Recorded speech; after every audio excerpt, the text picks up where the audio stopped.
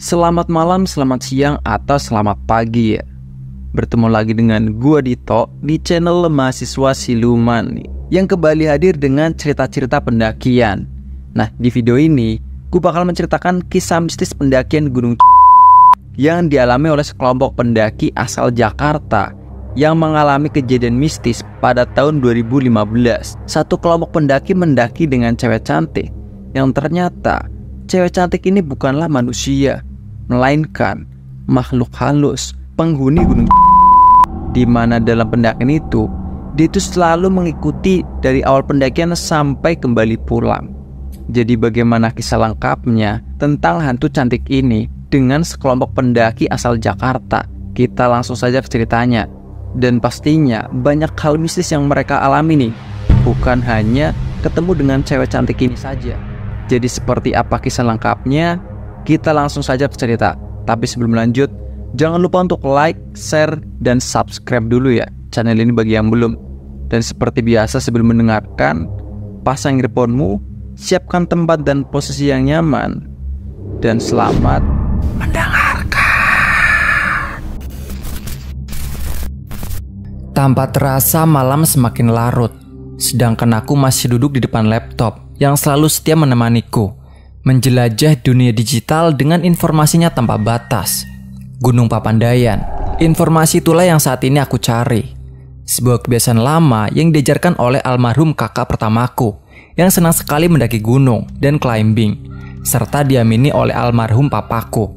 Jadi tiap kali aku ingin naik gunung atau sekedar jalan-jalan, aku pasti selalu mencari informasi tentang tempat yang akan aku datangi.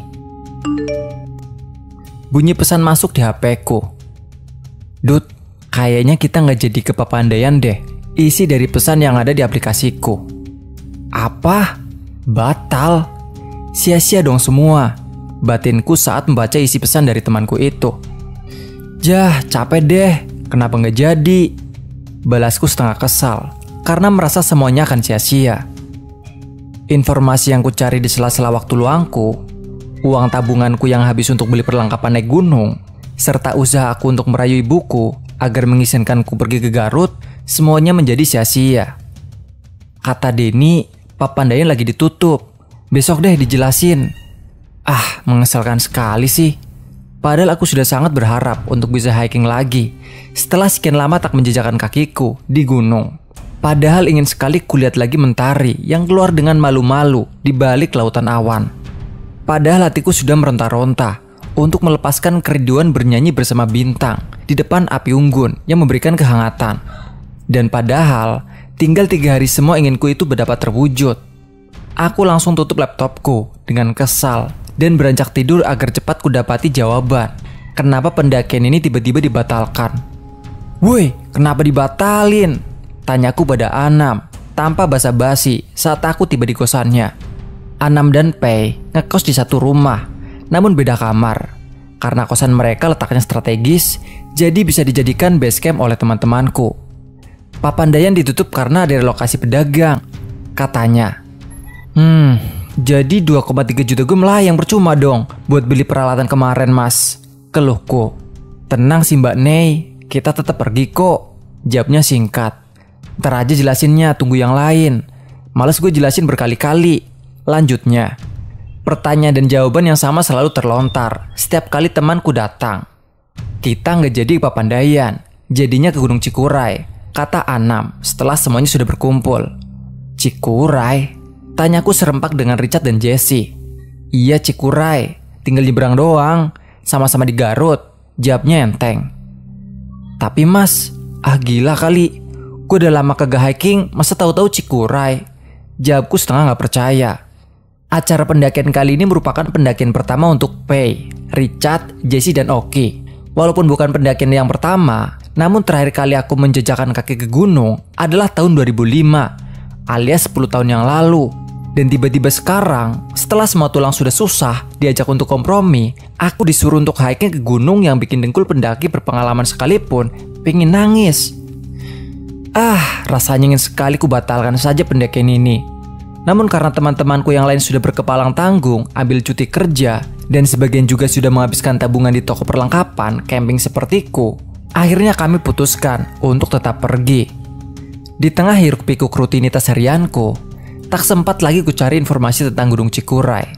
Satu-satunya hal yang kuingat dari temanku yang pernah mendaki Gunung Cikuray adalah jangan ngecamp di puncak bayangan. Sampai akhirnya hari yang dinantikan tiba juga. Aku, Anam, Pei, Richard, Jesse dan Oki berangkat dari kosan dan janjian dengan Denny di terminal bus Uki. Denny mengajak 3 orang temannya, Andri yang akan jadi guide kita, serta Paras dan Wilan.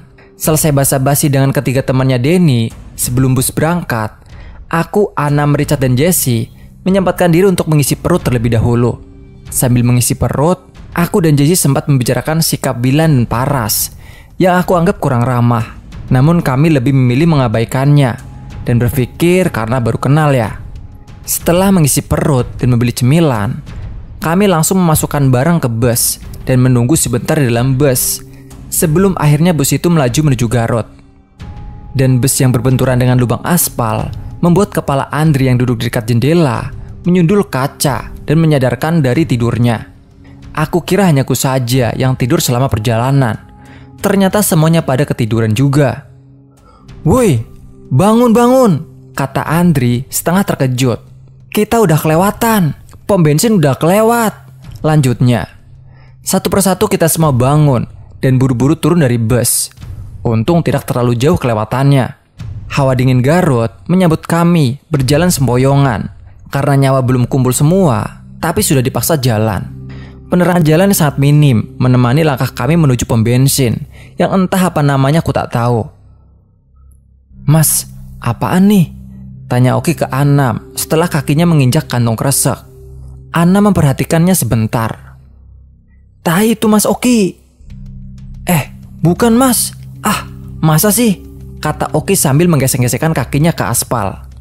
Dilihatnya lagi bungkusan kresek itu. "Tai bukan sini Mas." "Iya Mas Oki, itu tai," jawab Anam lagi. Oki yang masih gak percaya kalau isi kresek hitam mini jaknya itu isinya tai, akhirnya berjongkok untuk memastikannya. Iya, beneran tai Mas," katanya. Otomatis kita semua ketawa ngelihat kelakuannya. Begini dah, kalau nyawanya belum kumpul semua. Udah dibilang tai, masih gak percaya. Timbal Richard yang masih ketawa ngakak. Pakai dikosek-kosek lagi pakai kaki, ujar P yang tak kalah ngakak. Setibanya di warung depan pom bensin, kami menghangatkan diri dengan kopi dan teh manis sambil sibuk sendiri-sendiri. Andri dan Denny mencari supir mobil Col yang entah memang sudah dipesan sebelumnya atau memang sudah langganannya Andri. Anam dan Oki berniat mengejar waktu sholat Isya yang masih tersisa. Aku, Jesse, Pei, dan Richard ngobrol. Sedangkan Wilan dan Paras, entah apa yang mereka lakukan. Aku gak memperhatikannya. Ayo, itu supirnya udah ada," kata Denny. "Ntar dulu Mas Anam sama Oki lagi sholat dulu," kata Pei. "Kita taruh barang dulu aja di bak," timpal Andri. Tak berselang lama, kami dengar suara ketawa Oki dan Anam. "Kan tadi udah kita intip ya Mas, masa masih salah?" Sayup-sayup suara Oki terdengar mendekat. Iya, emang kita aja kali yang ngaco," jawab Anam saat tiba di tempat kita nunggu. "Kenapa sih?" tanyaku. "Ini loh Mbak, musolanya dikunci. Jadi kira mau sholatnya di luar gitu. Mas Anam udah ngintip ke dalam biar tahu kiblatnya kemana. Tapi tahu-tahu dibilangin bapak kalau kita salah kiblat," jelas Oki. "Iya Mbak, efek kecapean kali. Harusnya ke sana, malah jadi ke sana," jawab Anam sambil memperagakan arah dengan tangannya. "Ya udah ayo naik biar cepet sampai di base kita," potong Denny yang sudah nangkring di atas pick up. Kami pun segera bergegas untuk naik. Aku berinisiatif untuk bertanya ke Paras dan Wilan.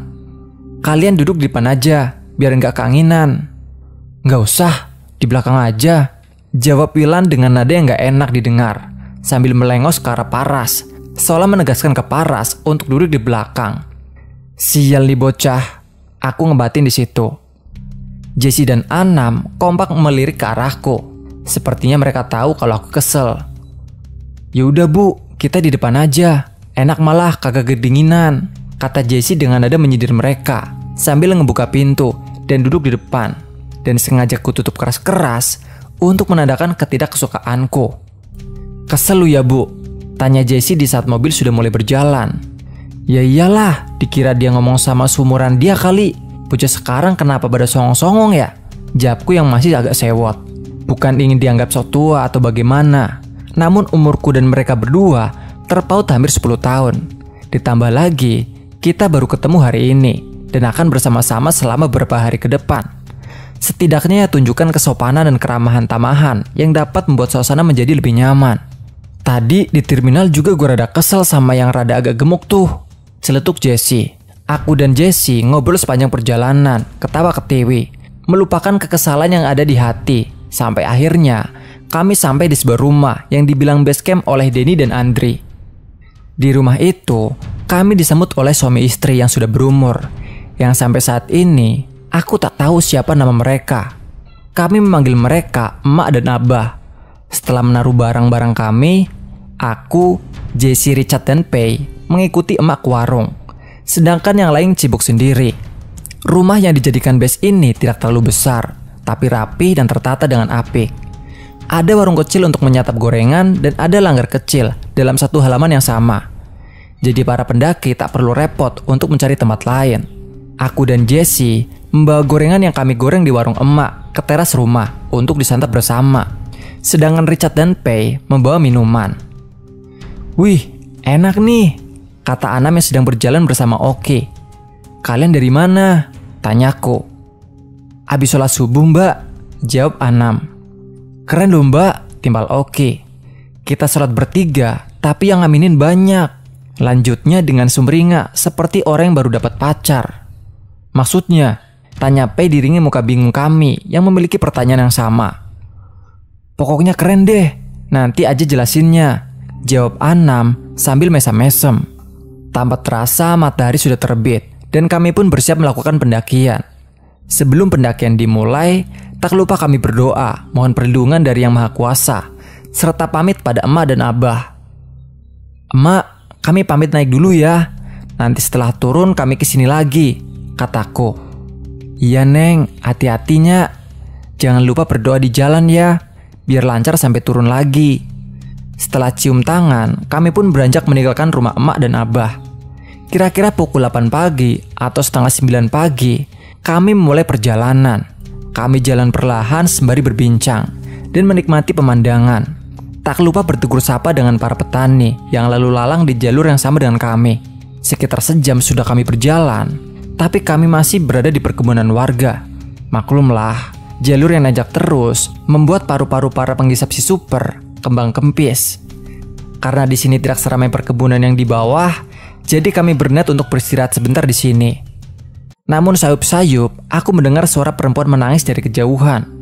Tanpa berniat mencari sumber suara, ku senggol Anam dengan memberikan isyarat lanjut, dan sepertinya dia paham maksudku. Kita jalan lagi nyok, berhentinya di atasan lagi aja, katanya.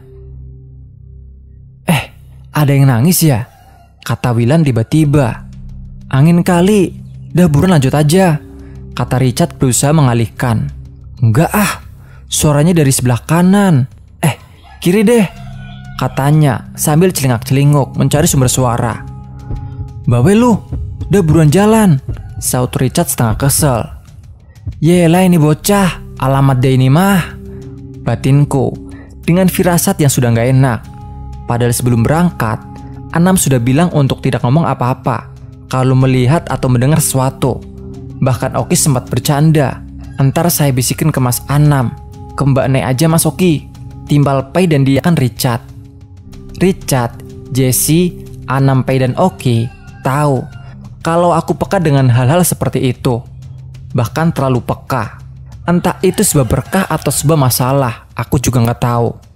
Yang jelas, beberapa dari mereka sudah menekankan padaku untuk tutup mulut kalau aku melihat orang dengan pakaian aneh atau mendengar apapun.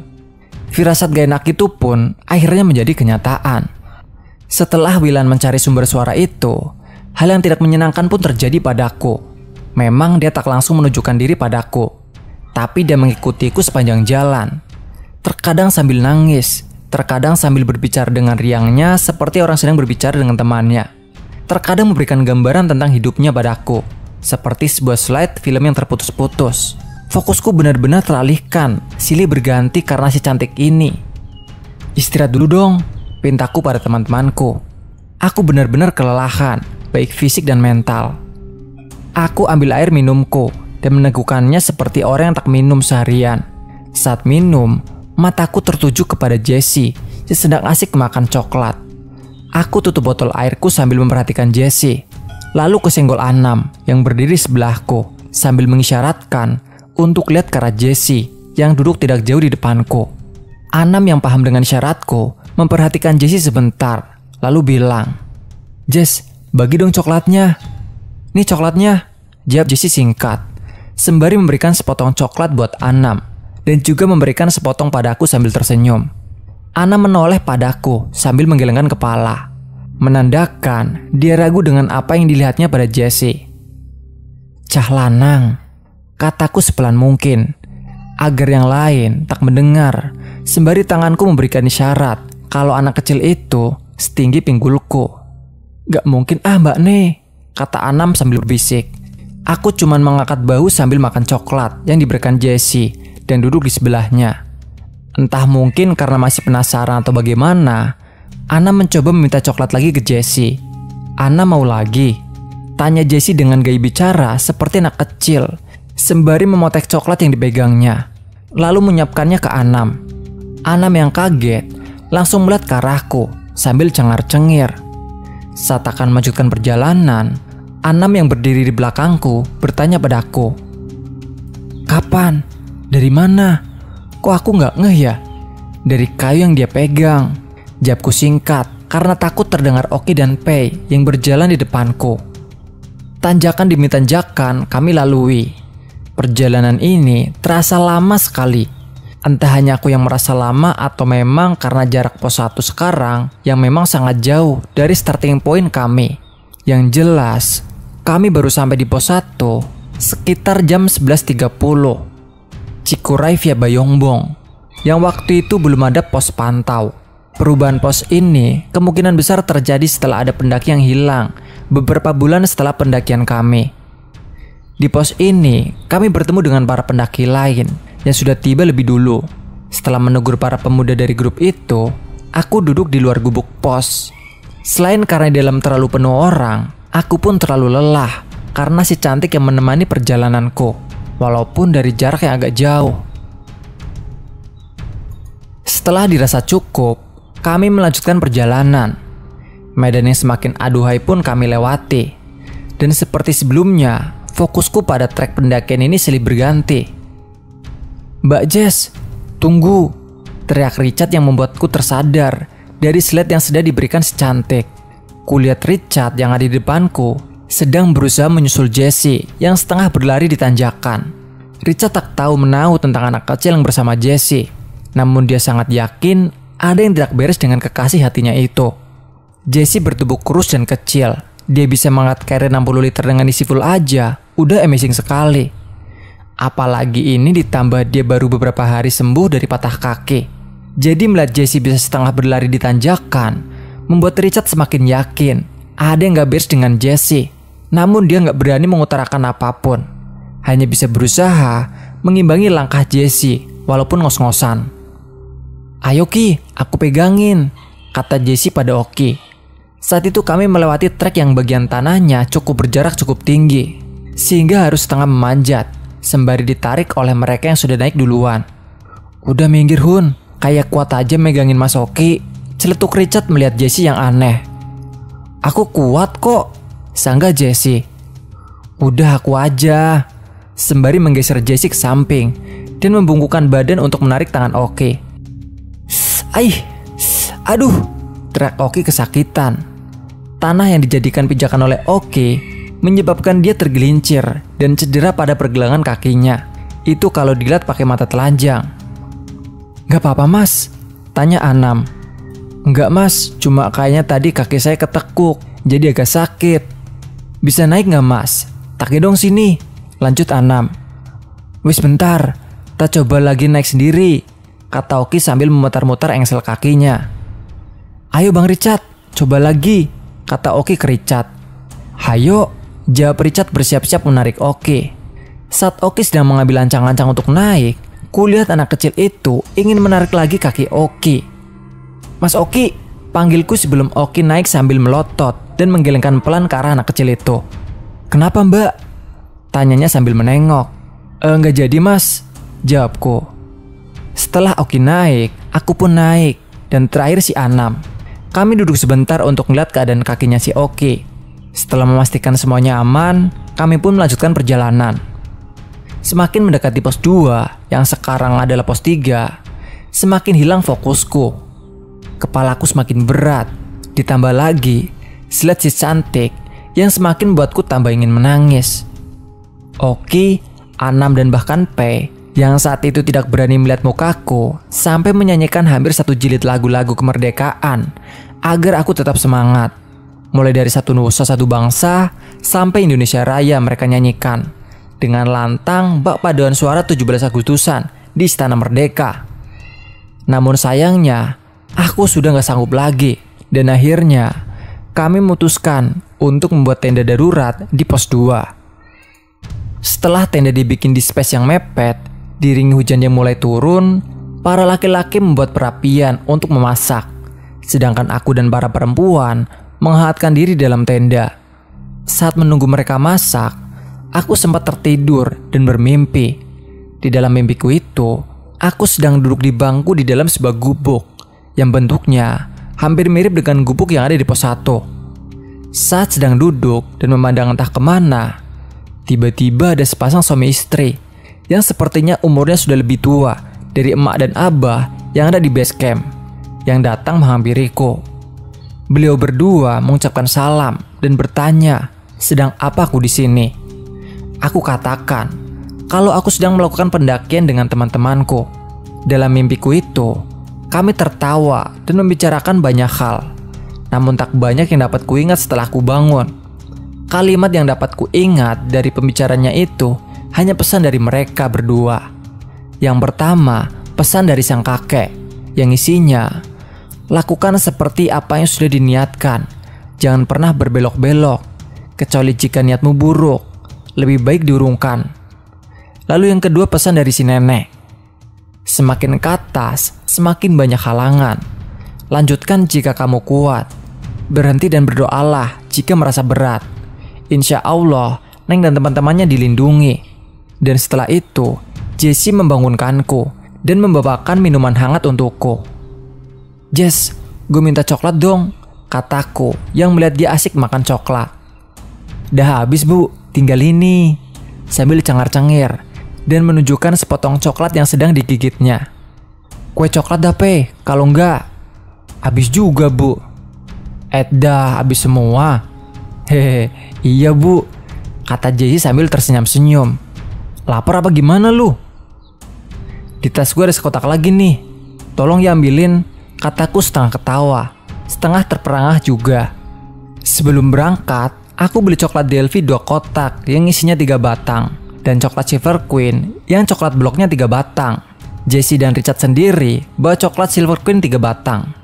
P bawa kue coklat sisa kue ulang tahunnya 1 kotak makan, dan entah berapa batang coklat Silver Queen yang biasanya dia bawa. Jessie masuk lagi sambil bawa coklatku, tapi dengan muka agak cemberut. Napa lu Jess? Tanyaku. Dia menjelaskan dengan singkat dan setengah berbisik tentang kejadian di luar. Namun belum selesai dia bercerita, Paras masuk dengan membawa Indomie dan disusul oleh Wilan. Sepertinya hujan di luar tenda semakin deras. Beberapa kali rintikan-rintikan berhasil memasuki tenda. Jessie meminta Richard untuk menambal bagian-bagian yang bocor dengan lakban yang kami bawa. Jessie menunjuk dari dalam, sedangkan Richard melakbannya dari luar. Satu persatu bagian-bagian ditambal oleh Richard. Sampai akhirnya Jessie menunjuk satu bagian yang ada di belakang tenda. Dari dalam tenda, aku bisa melihat bayangan Richard yang sedang berjalan untuk menambal bagian itu. Tapi tiba-tiba, dia seperti setengah berlari dan melemparkan lakban ke dalam tenda. Tambal dari dalam aja Hun, ujar dia pada Jessie. Jessie yang terlihat sedikit kaget melihat ke arahku, dan tak lama tersenyum sambil membuka gulungan lakban itu. Sambil menunggu hujan reda dan menunggu kondisi badanku lebih baik, kami merundingkan untuk tetap naik atau turun. Aku yang merasa tidak enak pada mereka, berkata pada mereka, jika mereka ingin melanjutkan perjalanan untuk muncak, lanjutkan saja. Aku akan menunggu mereka di sini. Tak masalah bagiku untuk menunggu sendirian di sini. Walaupun sebenarnya gak sendirian juga sih. Namun gagasanku langsung ditentang oleh Richard, Anam, dan P. Richard dan Jessie lebih memilih untuk turun. Sedangkan Wilan dan Paras tetap ingin melanjutkan perjalanan. Kita bisa barengan sama rombongan yang tadi naik, kata Wilan. Memang benar, beberapa waktu yang lalu ada rombongan pendaki yang kebetulan naik dan turun lewat jalur ini. Jika mengejar rombongan pendaki yang baru saja naik, pasti akan kekejar. Namun sepertinya Denny ragu-ragu untuk mengikuti rombongan itu, karena akhirnya dia juga memilih untuk turun. Emang berapa lama lagi Den buat sampai ke pos berikutnya? Tanyaku pada Denny yang ingin keluar tenda. Kata Andri paling lama setengah jam mbak, jawabnya sambil keluar tenda. Kalau kalian masih mau lanjut ya nggak apa-apa, gue di sini aja sendiri, kataku pada Jessie, Wilan, dan Paras yang ada di dalam tenda. Tahu gini, tadi mah jalan duluan sama pendaki yang naik barusan, kata Wilan sambil melihat keluar tenda tanpa bahu. Jessie sedang menatapnya dengan rasa tidak percaya dan kesal. Anak-anak udah setuju turun bu, yang mau naik biar aja naik sendiri, celetuknya kesal. Paras yang mungkin merasakan aura kekesalan yang menguasai tenda, memilih untuk keluar tenda tanpa mengucapkan apa-apa. Dan tak lama, Wilan pun mengikutinya keluar. Kalau mau naik ya terserah sih, cuma gue gak nanggung kalau ada apa-apa di atas, kataku pada Jessie. Emang kenapa bu? Gak apa, tapi kalau mau pada turunnya lebih bagus, ucapku pada Jessie. MP nyuruh turun ya bu? Dari tadi dia kayak marah. Kaget juga mendengar Jessie berbicara seperti itu. Ini rasanya kutanya saat itu juga dari mana dia tahu kalau kakek-kakek satu ini sedang dalam kondisi bad mood. Namun kurungkan niatku untuk bertanya dan hanya mengangguk saja. Bingung ya soal MP. MP ini panggilanku untuk salah satu kakek yang menemaniku sejak aku lahir. Jadi menurut mereka yang mengerti tentang ilmu spiritual, ada dua sosok yang menjagaku sejak aku kecil. Namun kebanyakan orang hanya mampu melihat sosok yang aku panggil Simbah. Sedangkan sosok si MP ini hanya terlihat seperti siluet lampu neon saja. Dan sepanjang ingatanku, hanya abang angkatku dan Devin ponakanku yang bisa melihat sosok MP ini dengan sempurna. Tenda-tenda dirapihkan. Kami semua memilih untuk turun. Saat hendak turun, Jessie terlihat sedang sedikit berargumen dengan Wilan perihal kayu yang dijadikan tongkat. Richard coba menenangkan Jessie. Jessie yang sudah kepalang kesal langsung mengambil kayu yang dia pakai saat naik tadi dari Wilan. Dengan sedikit menariknya dan langsung berjalan menghampiriku. Ayo bu, kita jalan, ucapnya dengan raut wajah yang masih kesal. Aku mengikutinya, lalu disusul Anam, P, dan yang lainnya. Kami melewati lagi trek yang kami lalui saat naik tadi. Tapi entah mengapa, aku merasa perjalanan turun ini jauh lebih cepat dibanding saat kami naik tadi. Bahkan seingatku, kami tidak istirahat sama sekali. Kami berangkat dari pos 2 sekitar pukul jam 3 sore. Dan sampai di pos 1 sekitar pukul 4 sore. Dalam perjalanan turun ini pun si cantik masih mengikutiku. Bedanya, kali ini dia hanya diam. Di pos 1, kami kembali bertemu dengan pendaki yang melewati kami di pos 2. Mereka sedang asik ngobrol sambil menyeruput minuman hangat. Setelah para pria bertegur sapa, kami pun menjalankan aktivitas masing-masing. Hanya saja kami sedikit terusik dengan cara bicara dua orang dari kelompok mereka. Sepanjang obrolan mereka, kerap kali aku mendengar nama-nama binatang atau kata-kata kasar keluar dari kedua orang itu. Bukannya bermaksud menguping, tapi yang mereka sendiri berbicara dengan suara yang cukup keras, yang membuat siapapun yang ada di pos kecil itu pasti bisa mendengar omongan mereka. Mbak Nei, ini kompasnya rusak ya? Kata Anam tiba-tiba. Rusak gimana? Orang kompas baru dipakai kok, jawabku bingung. Mas Anam salah kiblat lagi mbak. Tadi pas sholat diterakin sama bapak-bapak. Kayaknya sih petani, seletuk oke. Lah, kok bisa? Terus gimana? Tanyaku. Iya, ini gara-gara kompas. Karena udah tanggung ya dilanjutin sholatnya, ujar Anam. Emang harusnya kiblatnya kemana?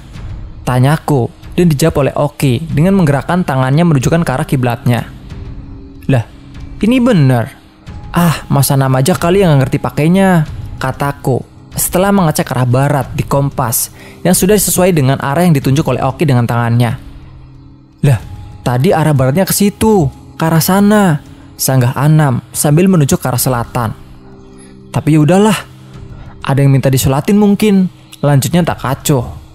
Sekilas kulihat, lirikan mata Anam tepat mengarah ke tempat di mana si Manis berdiri. Entah memang kebetulan atau emang dia melihat si Manis. Cuma dia yang bisa jawab. Sudah lumayan lama kami di pos 1, dan sepertinya hampir semua pembekalan makanan yang kami bawa kami habiskan saat itu agar tas kami lebih ringan. Rasanya hanya tinggal tersisa beberapa renceng kopi saja di tas kami.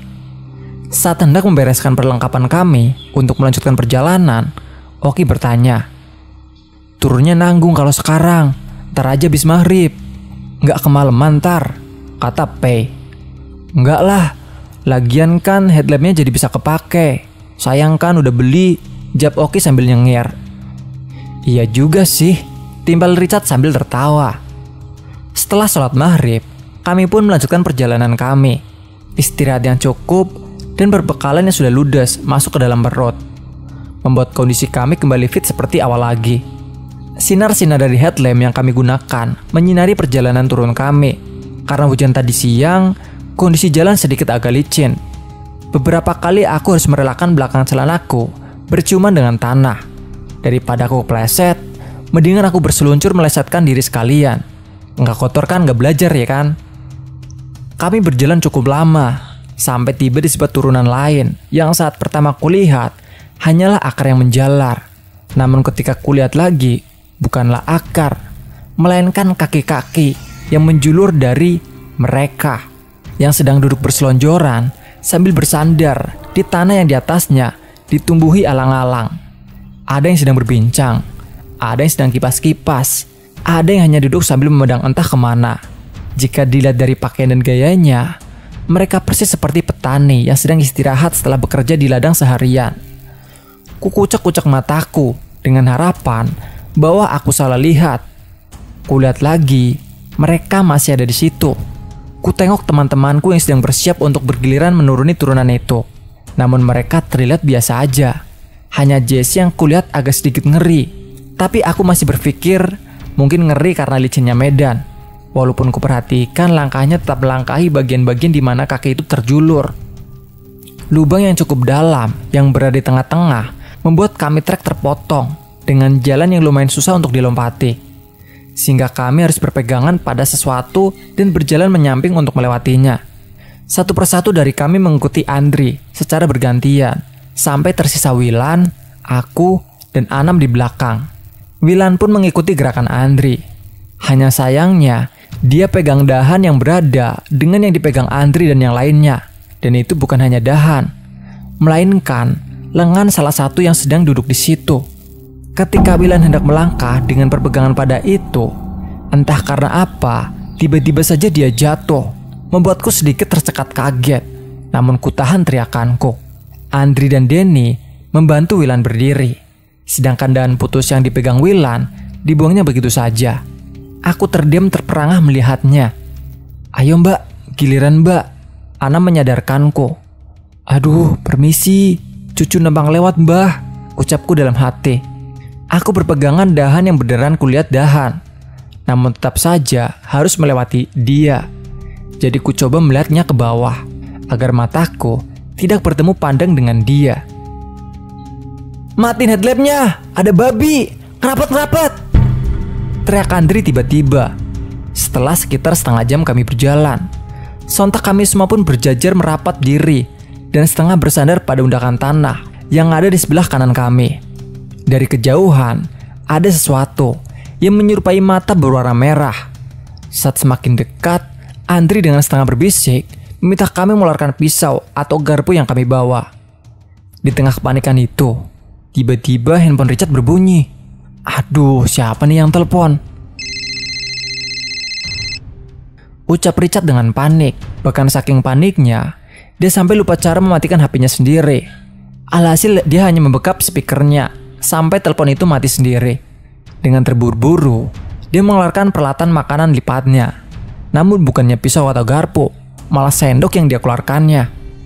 Setelah dirasa cukup kondusif, kami pun kembali melanjutkan perjalanan. Kami berjalan sambil menahan tawa karena ulah Richard tadi. Turunan demi turunan kami lewati. Beberapa kali persimpangan pun kami lewati. Walaupun rasanya simpangan itu sama bentuknya, tapi tak terlalu kupikirkan waktu itu. Karena aku yakin Andri pasti lebih paham. Andri sebagai guide kami, perlahan tapi pasti, dia merasa kelelahan dan merasa kalau ranselnya semakin berat. Akhirnya di sebuah persimpangan yang bentuknya hampir mirip saat kami melihat mata tadi, Andri meminta untuk berhenti sebentar. Di bagian yang tanahnya agak lebar, Andri terlentang dengan menggunakan carrier sebagai penumpu punggungnya. Kulihat dia berbicara dengan Richard dan Denny. Namun aku tak mendengar apa yang dibicarakan mereka. Sedangkan yang lain bersandar pada tanah yang seperti dinding dengan alang-alang di atasnya. Di saat yang bersamaan dengan kejadian itu, aku yang sedang menunggu mereka melihat-lihat sekelilingku. Pandanganku berhenti saat sinar headlampku melihat ada seorang bapak-bapak. Bapak itu menggunakan baju kemeja putih yang dikancingnya sampai ke kerah. Rambutnya yang berwarna hitam dan abu-abu disisir rapih ke belakang. Dan dia memegang sepeda ontel di sebelah kanannya. Lalu dia tersenyum kepadaku, dan aku pun ikut tersenyum kepadanya. "Mas, kita Al-Fatihah yuk," ujar Rocky pada Anam, mengalihkan perhatianku.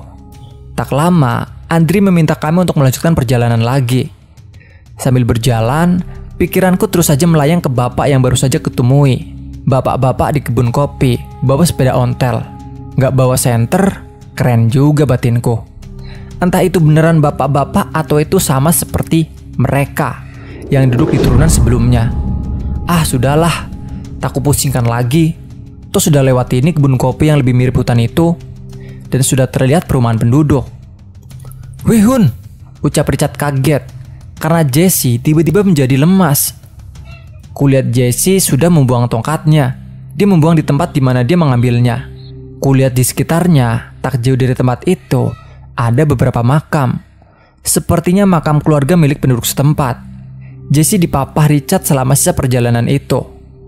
Yang untungnya sudah tidak jauh lagi. Jam 10 lebih sedikit, kami sampai di tempat emak dan abah lagi. Emak dan abah yang melihat kondisi Jesse meminta kami untuk membawa Jesse ke bagian dalam warung. Yang baru kami tahu, ternyata disitulah emak dan abah biasanya tidur. Abah menggelar tikar dan menaruh bantal agar Jesse bisa tidur. Emak mengambilkan selimut untuk menyelimuti Jesse. Richard memijat kaki Jesse sambil menenangkan kondisi bujang hatinya itu. Tiba-tiba, aku teringat sapu tangan yang selama ini aku bawa. Sapu tangan itu, sapu tangan yang diberikan oleh abang angkatku. Sapu tangan hitam dengan bordiran namaku dan berbordirkan berbagai asmaul husna. Sapu tangan yang selalu kubawa setiap kali aku berpergian jauh. Lalu ku ambil sapu tangan itu dan menaruhnya di bawah bantal Jesse. "Jaga-jaga aja, takutnya ada yang lain yang kececer," ucapku pada Jesse. Jesse tersenyum sambil menunjuk ke arahku. "Udah pergi," kataku. Sepertinya Jesse melihat saat si manis ini memelukku dan tiba-tiba menghilang. Tapi aku tak yakin. Sementara Richard sedang berbicara dengan emak dan abah dan melihatku dengan senyum yang tak kupahami dan beranjak keluar. Saat itu baru kutanya ke Jesse. Dia juga melihat si manis sepanjang jalan, tapi tak bisa mendekat padaku. Menurut Jesse, ada beberapa kali dia mencoba untuk masuk, namun dihalangi MP. Itulah sebabnya mukaku selalu berubah-ubah, tiba-tiba menjadi merah. Jesse sendiri ternyata tidak bisa melihat si MP. Dia hanya tahu kalau itu si MP, berdasarkan beberapa kejadian yang pernah kami alami. Jadi dia hanya mengamati mukaku dan gaya bicaraku. Cuma saat dia bilang si cantik memelukku saja, sudah cukup meninggalkan pertanyaan di kepalaku. Kenapa jadi peka begini nih anak? Kami menceritakan tentang pendakian kami pada abah. Sampai akhirnya malam pun semakin larut. Satu persatu temanku akhirnya beristirahat. Mak pun pamit untuk tidur. Richard masih menemani Jesse, dan aku masih asik ngobrol dengan abah. Abah bilang padaku, rombongan kalian disayang sama yang di atas. Jarang ada pendaki yang bisa melihat sejenis macan tapi bermata 3. Saya lupa Abah nyebutnya apa namanya. Jadi ternyata mata merah yang kami kira itu babi hutan ternyata bukanlah babi hutan. Dan anehnya, hanya beberapa orang dari kami yang melihat kalau matanya itu ada 3, yang lain melihatnya tetap 2. Memang itu apa, Bah? Tanyaku. Di sini itu dipercaya sebagai leluhur yang di atas gunung, dan gak semua orang bisa melihat itu. Berarti kalian disayang sama mereka. Cuma ada satu yang mereka gak suka, jelasnya. Siapa, Bah? Tanyaku. Namun Abah tak mau menjawab pertanyaanku. Beliau malah mengalihkan pertanyaanku. Berapa banyak salam yang kamu ucapin? Tanya dia. Maksudnya, Bah? Tanyaku tak mengerti. Kamu pas nyampe di sini permisinya sama siapa aja? Ngucap salamnya ke siapa aja selain ke Prabu? Tanyanya. Jujur saja, aku sedikit terkejut Abah bertanya seperti itu. Dari mana dia tahu? Prabu Siliwangi, Kian Santang, Pangeran Papak, dan wali Allah lainnya yang ada di Garut, Mbah. Memang saat tiba di Garut, saat perjalanan ke bensin, aku menyempatkan diri untuk mengucapkan salam dan mengirimkan Al-Fatihah untuk mereka, seperti yang selalu diajarkan oleh almarhum Papa. Kenapa bisa kamu sampai mikir ke sana? Tanya si Abah.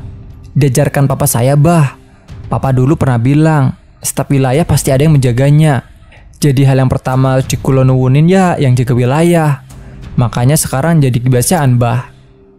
Pantes disayang, kata Abah sambil ketawa lepas. Obrolan kami berhenti saat emak memanggil Abah untuk istirahat. Akhirnya kami pun kembali ke tempat-tempat temanku tidur. Mentari sudah hampir sampai di tempat teratas saat ku buka mata ini. Jam 11 pagi, ingin rasanya ku pejamkan mata ini lagi. Hanya saja ku malu pada kokok ayamnya Abah yang sedang asik mematoki tanah di halaman. Akhirnya ku paksakan untuk duduk, yang kulihat teman-temanku sudah asik pada di warung. Dengan mata masih mermelek, ku hampiri mereka. Neng, kopi nah hiji, ujarku pada Jessie yang sedang membantu emak menggoreng tempe dan sudah terlihat lebih baik. Minum air dulu sono, langsung ngopi, kata Jessie. Aku hanya menjulurkan tanganku sambil meringkuk di bangku depan pintu warung. Hun, ambil dulu tuh air putih, ujar Richard. Emang nih Mas Anam, bukannya diambilin air dulu itu, oper Richard ke Anam. Tapi akhirnya P yang memberikan botol air padaku. Kopi dan gorengan sudah siap disantap, dan barang-barang pun sudah kami rapikan. Kami sudah siap untuk pulang ke Jakarta. Saat yang lain sibuk foto-foto, aku, Jessie, Richard, dan Paras ada di warung masih asik ngobrol dengan si emak. Emak bilang pada kami kalau jarang sekali Abah mau ngobrol dengan rombongan pendaki. Apalagi sampai ketawa ngakak dan begadang seperti semalam. Emak pun bilang kalau rombongan kami disayang. Hanya saja ada satu yang tidak disukai oleh mereka, yang di atas. Ketika kami tanya siapa orangnya, emak langsung menunjuk salah satu teman kami. Tak perlulah aku sebutkan siapa. Cukup kami yang tahu, dan cukup dengan kata untunglah bukan gue di dalam hati. Kulihat Abah jalan mendekat ke arah warung. Ngopi tak, Bah? Tanyaku. Teh manis hangat aja, Neng. Lalu kulirik si Jessie. Neng, teh manisnya? Sambil cengar-cengir. Jessie melayangkan tinju seolah ingin memukulku, tapi tetap juga dibikinkan teh manis untuk si Abah. Bah, emangnya di atas ada kuburan ya, Bah? Tanyaku pada Abah. Iya ada, Neng, jawab Abah. Oh, pantesan. Emang kenapa, Bu? Tanya Jessie. Semalam Mas Anam ngelindur. Ya saya bangunin, takut ada apa-apa. Gak lama Mas Anam saya bangunin, si Wilan juga ngelindur. Tapi tangannya kayak orang pencak silat. Mas Anang sama Mas Wilan kenapa, Bu? Si Mas Anam ngimpi di atas ada 5 kuburan berjejer. Terus dia baca doa kayak orang lagi ziarah aja. Kalau si Wilan kagak tahu dah, cuma gue bangunin doang. Malas nanya-nanya, lanjutku dan diakhiri dengan cengiran kuda. Iya, di atas ada kuburan, Neng, tapi misah-misah, gak berjejer 5. Di dekat pos berapa itu ada makamnya suami istri. Di pos lainnya sama di puncak juga ada. Lanjut si Abah. Apa jangan-jangan itu kakek nenek yang ada di mimpi gue ya? Batinku saat Abah bilang ada makam suami istri di atas sana. Ah, tapi ya sudahlah. Yang perlu kuingat hanya pesan dari mereka saja. Pesan yang diberikan dalam canda dan tawa singkat mimpiku. Tentang siapa dan apa mereka tak jadi masalah untukku. Ah, sama itu bah. Emang di atas ada air terjun ya bah? Tanyaku lagi. Namun kali ini Abah hanya tersenyum saja dan berjalan menjauh dari warung tanpa menjawab pertanyaanku. Air terjun apaan bu? Tanya Jessie saat kami berpandangan. Tapi aku bingung dengan arti senyuman Abah. Di salah satu slide yang dikasih lihat cewek itu, ada air terjunnya. Kataku yang hanya bisa memandang keluar halaman. Akhirnya, pickup yang menjemput kami untuk ke terminal pun datang. Tiba waktunya kami untuk pulang ke Jakarta, berpamitan dengan Abah dan Emak. Betapa besar rasa terima kasihku pada Emak dan Abah atas semua keramahan dan perhatian mereka selama kami di sini. Lalu beberapa hari kemudian setelah pulang, kami kumpul lagi di tempat Anam dan Pei. Di situ, salah seorang temanku yang tidak ikut pendakian itu juga datang. Oki menunjukkan sebuah foto padaku. Ini bukan yang Mbak Nei lihat. Iya mas, aku agak sedikit terkejut Oki bisa punya foto itu. Kami pun menceritakan kembali cerita kejadian itu. Suara menangis yang kami semua dengar kecuali Oki. Lalu slide-slide yang ditunjukkan si manis, termasuk kepanikan Richard saat HP-nya tiba-tiba nyala. Saat Andri bilang kalau jalurnya kayak disilang-silang, di situ aku melihat Richard menarik tas Jessie. Ternyata kata Richard, dia lihat anak kecil yang sedang menarik-narik tongkat Jessie untuk mengikutinya. Di waktu yang bersamaan, Pei bertemu dengan 2 orang pendaki yang nyasar.